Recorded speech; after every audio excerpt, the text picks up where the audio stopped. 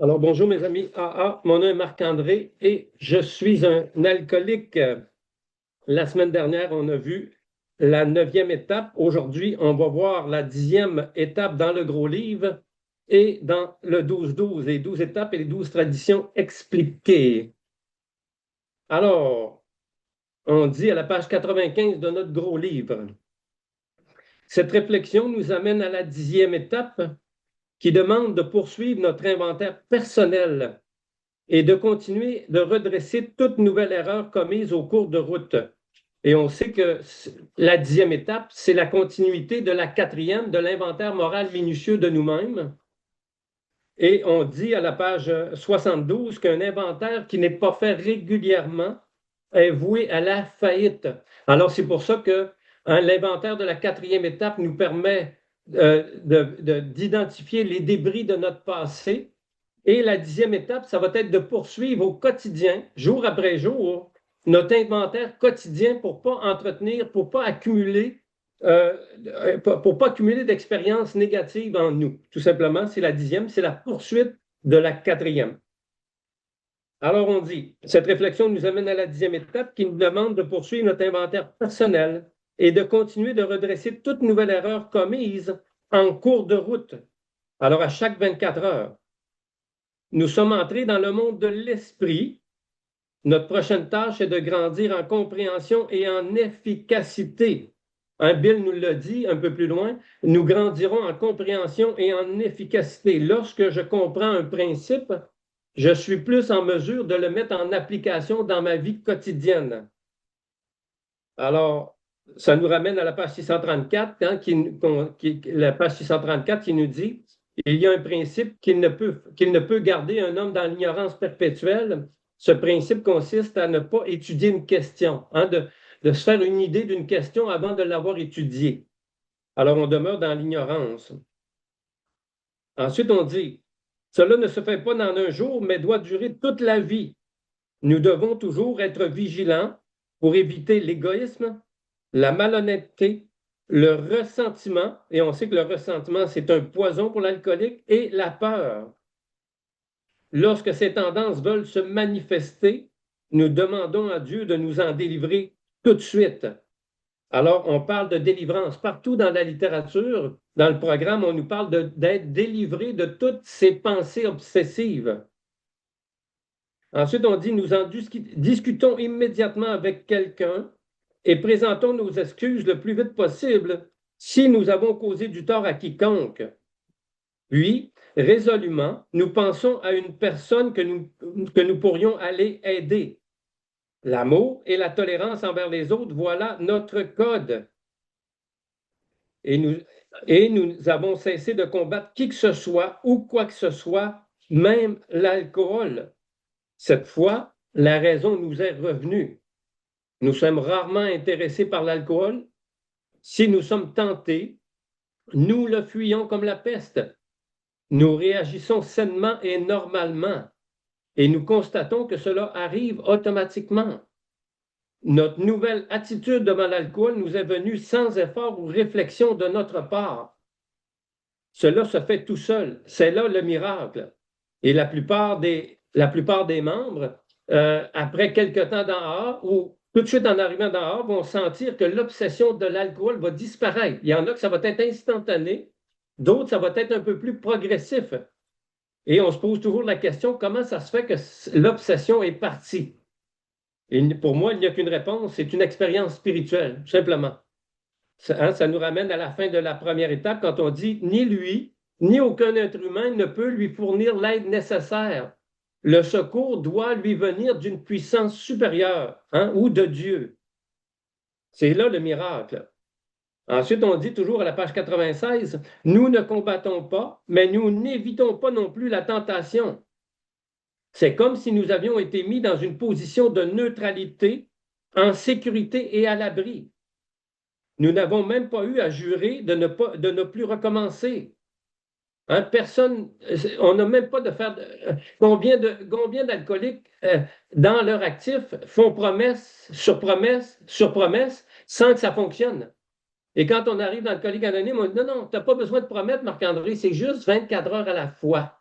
Juste aujourd'hui, prends pas ton premier verre, développe une relation avec ta puissance supérieure, et puis l'alcool, la pensée obsessive de l'alcool va disparaître, tout simplement. Ensuite, on dit, nous n'avons même pas eu à jurer de ne plus recommencer, au contraire. Le problème nous a été enlevé. Il n'existe pas pour nous. Nous ne nous sentons ni effrayés ni suffisants.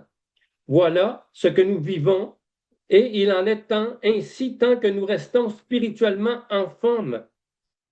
Hein, on nous le dit là, à la page 49 du gros livre, il est écrit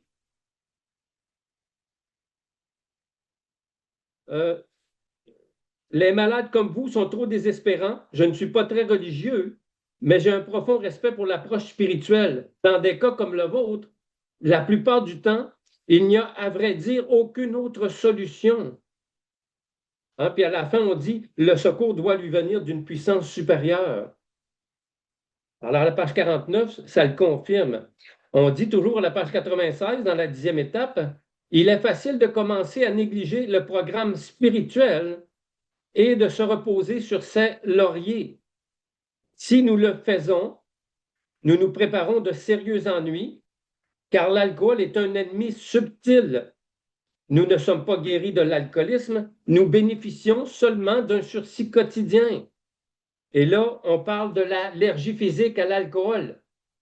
Mais Dieu peut t'enlever, peut te libérer de toute forme d'obsession. Mais l'allergie physique, si tu touches à ton premier verre après un certain temps, l'expérience l'a démontré, tu vas retomber aussi bas qu'avant en peu de temps. L'allergie physique va demeurer. Et par la suite, l'obsession va reprendre sa place. Ensuite, on dit nous ne sommes pas guéris de l'alcoolisme, nous bénéficions seulement d'un sursis quotidien, lequel dépend du maintien de notre forme spirituelle. Hein? Puis quand on parle dans ce petit paragraphe-là, là, il est facile de commencer à négliger le programme spirituel et de se reposer sur ses lauriers. Si nous le faisons, nous nous préparons de sérieux ennuis. Alors, on parle d'orgueil spirituel dans la littérature, mais on parle aussi de l'inverse. Un défaut de caractère, c'est la paresse spirituelle. La paresse spirituelle, c'est un des pires défauts. On va rejeter complètement le programme, la solution spirituelle, pour garder la volonté déchaînée, la volonté personnelle pour essayer de se rétablir. Alors, on appelle ça de la paresse spirituelle. Chaque jour, le souci de la volonté de Dieu doit être présent dans notre esprit et se manifester dans toute notre conduite. Que dois-je faire pour vous servir le mieux possible pour que votre volonté soit faite et non la mienne? Cette pensée doit nous accompagner constamment. Alors quand Bill dit notre foi doit être active en nous et par nous 24 heures sur 24, sinon nous périrons. Alors la conscience de la présence de Dieu doit être constante dans mon esprit, sinon les défauts de caractère, la volonté personnelle va reprendre le dessus. Alors, et qu'est-ce que ça fait? C'est qu'on va périr intérieurement. On va tomber dans la confusion, dans la frustration, dans le désespoir. C'est pour ça que Bill nous dit, cette pensée doit nous accompagner constamment. Nous pouvons exercer notre propre volonté de cette façon, autant que nous le voulons. C'est cela la bonne façon de se servir de la volonté. À la page 70 du gros livre, on dit,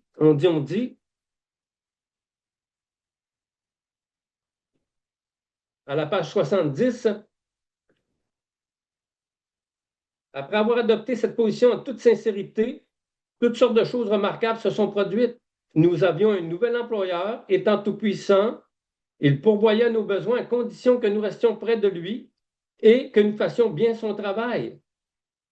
Bien établi dans notre nouvelle attitude, nous savons cesser progressivement de nous intéresser à notre moi, à nos petits projets de dessin personnel. De plus en plus, nous cherchions à apporter notre contribution à la vie. Au fur et à mesure que nous sentions en nous une force nouvelle, que la paix s'installait dans notre esprit, que la réussite de notre vie intérieure devenait chose possible, à mesure que nous devenions conscients de sa présence, nous avons commencé à perdre notre peur d'aujourd'hui, de demain et de l'avenir. Nous naissions à nouveau. Alors on continue à la page 96, nous avons déjà dit beaucoup de la force, de l'inspiration et des directives qui nous viennent de celui qui est toute connaissance et toute puissance. Si nous avons très sérieusement suivi ses conseils, et comment on fait pour savoir les conseils de Dieu? Bill nous dit, notre intuition nous dictera notre conduite qui, dans des situations auparavant, nous déroutait. Notre intuition spirituelle va nous guider. La présence de Dieu, la volonté de Dieu va s'infiltrer en nous, va nous parler. Elle va nous placer des pensées dans notre esprit et c'est notre intuition spirituelle. Ensuite, on dit, si nous avons très sérieusement suivi ses conseils, nous avons commencé à nous sentir pénétrés de son esprit. Nous sommes en quelque sorte devenus conscients de la présence de Dieu. Nous avons commencé à développer ce sixième sens d'une importance vitale. Mais nous devons aller plus loin encore et cela signifie plus d'action. Alors, c'était notre 10e étape dans le gros livre. Maintenant, on va aller à la 10e étape dans notre 12-12. On va aller à la table des matières. Table des matières, 10e étape. Nous avons poursuivi notre inventaire personnel et promptement admis nos torts dès que nous nous en sommes aperçus. Est-il possible de demeurer sobre et de conserver un équilibre émotionnel en toutes circonstances? L'examen personnel devient une habitude régulière.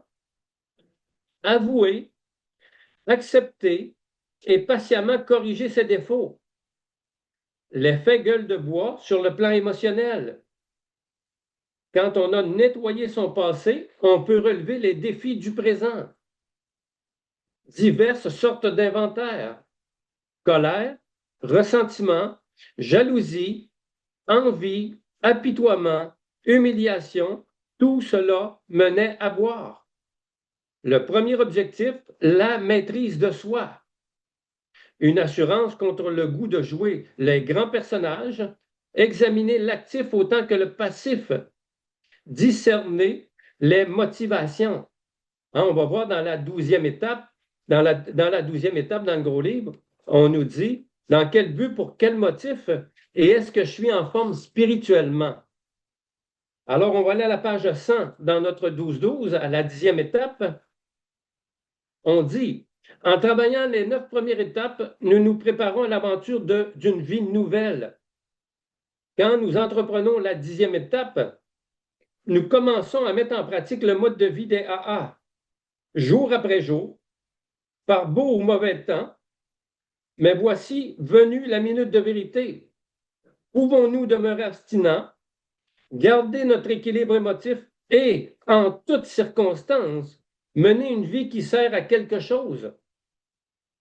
Il est nécessaire pour nous, alcooliques, de garder constamment à l'esprit nos forces et nos faiblesses et de désirer sincèrement apprendre à grandir à travers elles. C'est ce que nous avons appris à rude école. Quelques lignes plus bas, on dit, les sages ont toujours su que personne ne peut parvenir à grand-chose dans la vie sans acquérir l'habitude régulière de l'examen personnel, sans en venir à l'aveu et à l'acceptation de ce que révèle cet examen, et sans chercher avec patience et persévérance à corriger ce qui ne va pas. Lorsqu'un alcoolique se réveille avec une horrible gueule de bois parce qu'il a trop bu la veille, il ne peut pas passer une bonne journée. Mais il existe une autre sorte de gueule de bois que tous, buveurs ou pas, connaissent par expérience. Elle se situe au plan émotif et résulte directement d'un excès de sentiments négatifs vécus la veille ou parfois le jour même. Colère, peur, jalousie, on pourrait en rajouter envie, paresse et tout ça, etc. Si nous voulons vivre dans la sérénité aujourd'hui et demain, nous devons certainement nous défaire de cette sorte de gueule de bois. On dit un petit peu plus loin, il faut passer tout de suite à l'aveu et à la correction de nos erreurs. Notre inventaire nous permet de régler notre passé. Une fois que c'est fait, nous pouvons vraiment le laisser derrière nous. Si nous avons bien fait notre inventaire et si nous sommes mis en paix avec nous-mêmes, nous en retirons l'assurance de pouvoir relever au fur et à mesure les défis qui se présenteront demain. Bien qu'en principe tous les inventaires se ressemblent, le facteur temps les distingue les uns des autres. Il y a l'inventaire rapide qu'on fait à n'importe quelle heure du jour dans les moments de confusion. Le deuxième, il y a celui qu'on fait à la fin de la journée pour passer en revue les événements des dernières heures. Dans ce cas, nous dressons un bilan et nous inscrivons ce que nous avons fait de bon à l'actif et nos manquements au passif. Le troisième, puis, il y a ces autres occasions où seul ou en compagnie de notre parrain ou de notre conseiller spirituel, nous évaluons avec soin le progrès accompli depuis la dernière fois. Il y en a un quatrième, bon nombre de nos membres font un grand ménage 1 ou 2 fois par année. Et il y en a beaucoup aussi, le cinquième, qui occasionnellement se retirent loin du monde pour profiter en toute tranquillité d'une journée consacrée à l'examen de soi et à la méditation. À la page 102, on dit l'accent est mis avec insistance sur l'inventaire parce qu'un très grand nombre d'entre nous, un très grand nombre chez nous, n'ont jamais vraiment acquis l'habitude de s'analyser à fond. Une fois bien ancrée, cette habitude salutaire, elle deviendra si intéressante et profitable qu'on ne regrettera pas le temps qu'on y met. Les minutes ou parfois les heures consacrées à ces examens personnels ne manqueront pas de rendre meilleures et plus heureuses toutes les autres heures de notre journée. À la longue, à force de pratiquer, ces inventaires font partie intégrante de notre vie quotidienne. Ils ne sont plus une pratique inusitée ou isolée. Dans la vie spirituelle, il y a un principe voulant que tout malaise, quelle qu'en soit la cause, soit l'indice qu'en nous-mêmes, quelque chose ne va pas. Hein? Puis je vais rajouter qu'il soit justifié ou non. Parce que Bill nous parle dans le ressentiment, que ce soit un ressentiment justifié ou non, ça demeure un ressentiment. Et le pire ressentiment, c'est celui qui est justifié, c'est celui qui nous fait le plus souffrir. Alors, c'est la même chose ici. Il y a quelque chose en nous qui ne va pas. Si quelqu'un nous offense et que nous en sommes aigris, là aussi, nous sommes en faute. Qu'est-ce que ça veut dire? Ça veut dire que je me laisse déranger par l'extérieur. Il y a une faiblesse en moi qui fait que les propos ou les actions d'une autre personne vont venir me faire réagir parce que j'ai une faiblesse spirituelle, émotive. Ensuite, on dit, si quelqu'un nous offense et que nous en sommes aigris, là aussi, nous sommes en faute. Mais n'y a-t-il aucune exception à cette règle? Qu'en est-il de la colère justifiée? Si on est trompé, n'a-t-on pas raison d'être furieux? Ne peut-on pas s'impatienter de bon droit face aux gens qui se donnent toujours raison? Pour les membres des A, ce sont des exceptions dangereuses. Nous avons constaté qu'il valait mieux laisser la colère justifiée aux gens plus habiles que nous, à transiger avec elle. Peu de gens ont autant souffert de leur ressentiment que nous. Il importe un peu qu'il soit justifié ou non.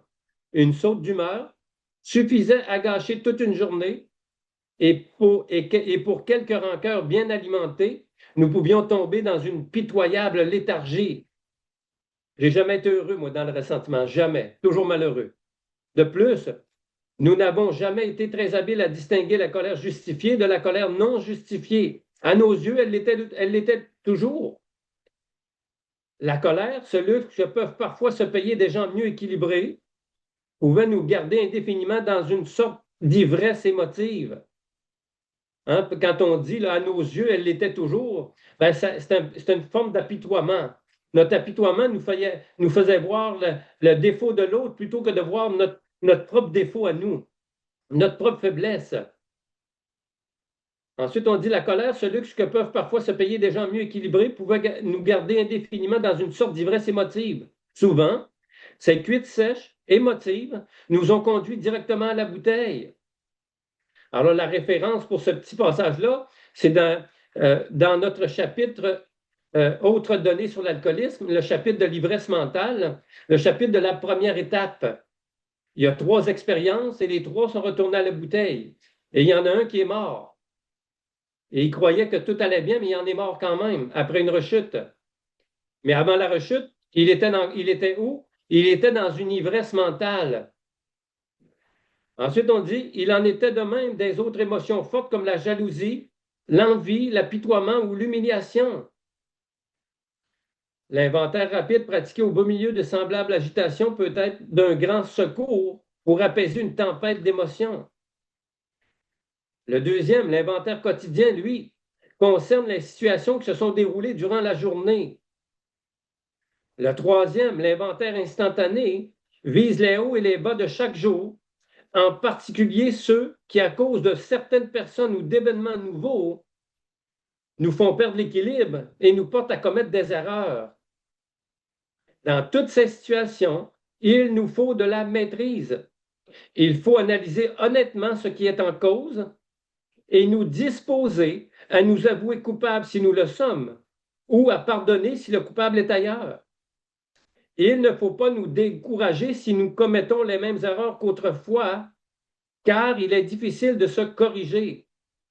Nous devons viser le progrès et non la perfection. Notre premier objectif sera d'acquérir de la maîtrise de soi.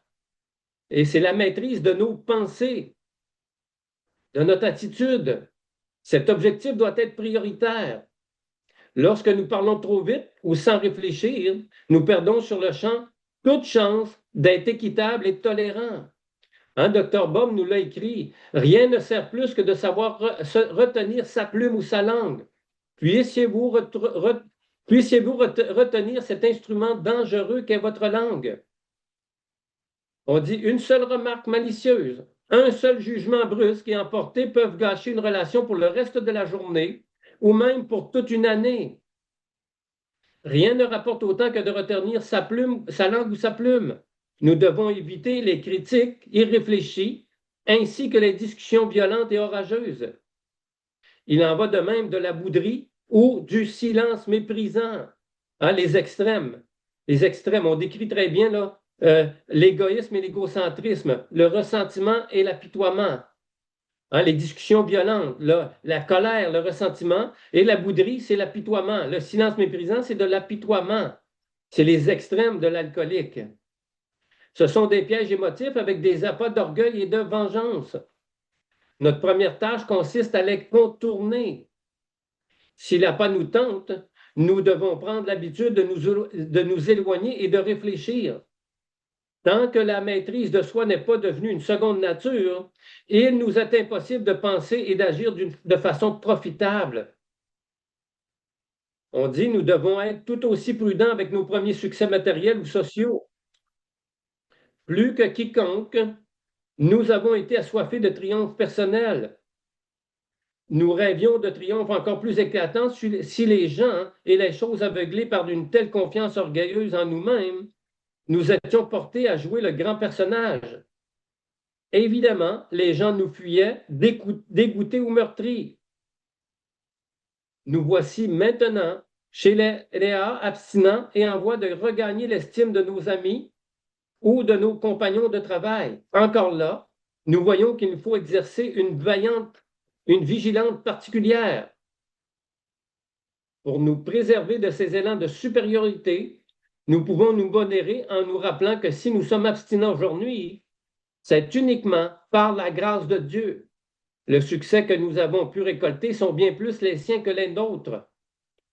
En fin de compte, nous commençons à constater que tous les êtres humains, y compris nous-mêmes, souffrent jusqu'à un certain point de faiblesse émotive et qu'ils sont fréquemment dans l'erreur. Nous nous approchons alors de la vraie tolérance et nous découvrons ce qui signifie l'amour authentique du prochain. Plus nous progresserons, plus nous verrons clairement qu'il est inutile de nous mettre en colère ou de nous sentir blessés par des personnes qui souffrent, comme nous, de douleurs de croissance. Il faudra du temps, peut-être beaucoup de temps, pour obtenir une transformation aussi radicale. Peu de gens peuvent franchement prétendre qu'ils aiment tout le monde. Pour la plupart, nous devons admettre que nous avons aimé bien peu de gens, que nous sommes restés indifférents à la majorité jusqu'à ce que l'un ou l'autre nous cause des ennuis. Quant aux autres, nous ne les aimions vraiment pas et même nous les détestions. Bien que ce soit là des attitudes assez courantes, Léa constate que pour garder leur équilibre, il leur faut faire beaucoup mieux. Nous ne pouvons pas vivre avec des haines profondes. Il nous faut abandonner l'idée, ne serait-ce que petit à petit, que nous pouvons aimer quelques personnes de façon possessive, ignorer le grand nombre et entretenir de la crainte ou de la haine envers qui que ce soit. Alors encore là, c'est les extrêmes dans les relations interpersonnelles. Nous pouvons essayer d'arrêter nos exigences déraisonnables envers ceux que nous aimons. Nous pouvons démontrer de la bonne volonté envers ceux pour qui nous n'en avions pas. Quant à ceux que nous n'aimions pas, nous pouvons commencer à exercer envers eux justice et courtoisie et peut-être nous donner la peine de les comprendre et de les aider. Si nous fautons envers ces personnes, nous pouvons l'avouer sans délai à nous-mêmes, toujours, et aussi à celles et à elles si notre aveu peut avoir quelque utilité. La courtoisie, la bonté, la justice et l'amour sont les notes clés qui nous permettent d'entrer en harmonie avec presque tout le monde. Dans le doute, on peut toujours s'arrêter et dire que ta volonté soit faite et non la mienne. Et nous pouvons souvent nous poser la question, est-ce que je fais aux autres ce que je voudrais qu'ils me fassent aujourd'hui? Le soir venu, au moment de nous mettre au lit, par exemple, nous dressons presque tous le bilan de notre journée. C'est une bonne occasion de nous rappeler qu'un inventaire ne s'écrit pas toujours en rouge. Quelle pauvre journée, en effet, si nous n'avons rien fait de bon. En réalité, depuis notre réveil, nous avons ordinairement accompli toutes sortes d'actions constructives. Nos bonnes intentions, nos bonnes pensées, nos bonnes actions sont là. Nous pouvons les voir. Mais lorsque nos efforts les plus grands et les plus honnêtes ont échoué, nous pouvons les inscrire comme nos plus grandes victoires. Vu sous cet angle, nos pénibles échecs se transforment en gains. C'est là que nous trouvons la motivation nécessaire pour avancer. On a juste à prendre l'exemple de Bill. Quand Bill a essayé pendant des mois à transmettre le message, mais tout le monde le rejetait. Pourtant, il a persévéré et il s'est rendu compte que l'effet d'essayer d'aider quelqu'un, de tendre la main à quelqu'un, ça l'a gardé abstinent. Ça l'a gardé dans une nouvelle vie, une nouvelle façon d'être. Alors, Bill, il a persévéré. Et il s'est rendu compte que le négatif avait quelque chose, dans le négatif, on peut en ressortir quelque chose de positif, quelque chose de constructif. C'est là que nous trouvons la motivation nécessaire pour avancer. Parlant d'expérience, quelqu'un un jour faisait observer que la souffrance est le point de départ de tout progrès spirituel. Réflexion de Bill, page 3. Comme il est facile pour nous, Léa, de dire que c'est vrai. En effet, nous savons qu'il nous a fallu connaître la souffrance de l'alcoolisme avant la sobriété et le bouleversement émotif avant la sérénité. Hein, ça confirme que quand on arrive dans l'alcoolique anonyme et qu'on arrête la bouteille, qu'on arrête l'alcool, le vrai test, il commence. Avant de connaître la sérénité, il va se produire des bouleversements émotifs. Et c'est ces bouleversements-là qui vont m'amener vers la sérénité, qui va m'obliger, hein, c'est cette douleur-là, cette souffrance-là, qui va m'obliger à aller vers le programme pour connaître enfin la sérénité. En parcourant la colonne des débits de notre grand livre quotidien, nous devrions examiner avec soin les motifs de chaque pensée ou de chaque action qui nous semble mauvaise. La plupart du temps, ces motifs ne seront pas difficiles à détecter ni à comprendre. Nous avons réagi sous la poussée de l'orgueil, de la colère, de la jalousie, de l'anxiété ou de la peur, et c'est tout.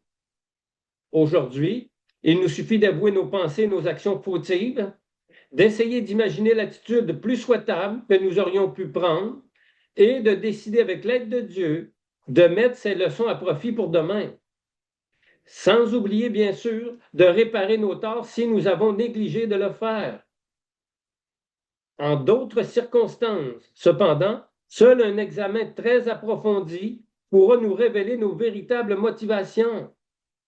Hein? Je le répète souvent à toutes mes filleules, c'est que même si tu as fait un inventaire moral minutieux de toi-même une première fois, il est possible que tu aies besoin d'approfondir encore plus dans certains domaines, que ce soit relationnel, que ce soit sexuel, parce qu'on dit que Dieu nous en révélera davantage.